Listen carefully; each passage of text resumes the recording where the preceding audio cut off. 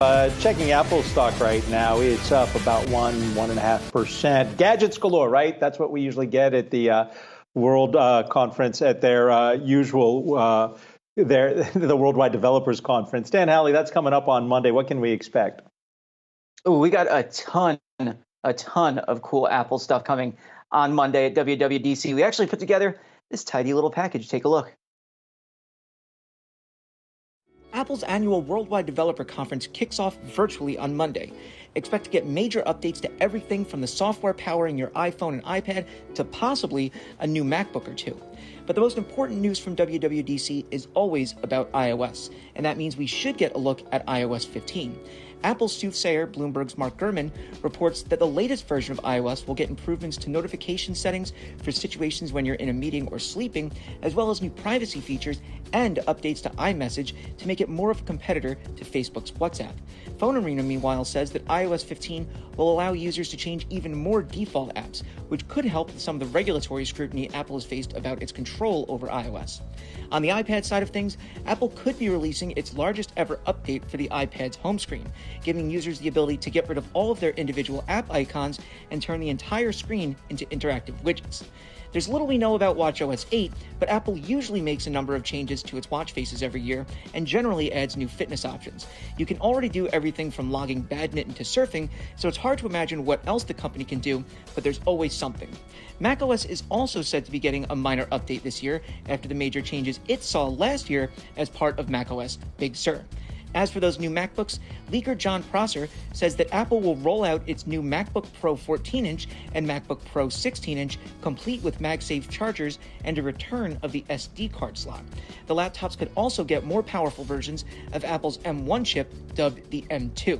Apple will be streaming WWDC from its website at 1 p.m. Eastern on June 7th. Yahoo Finance will have full analysis.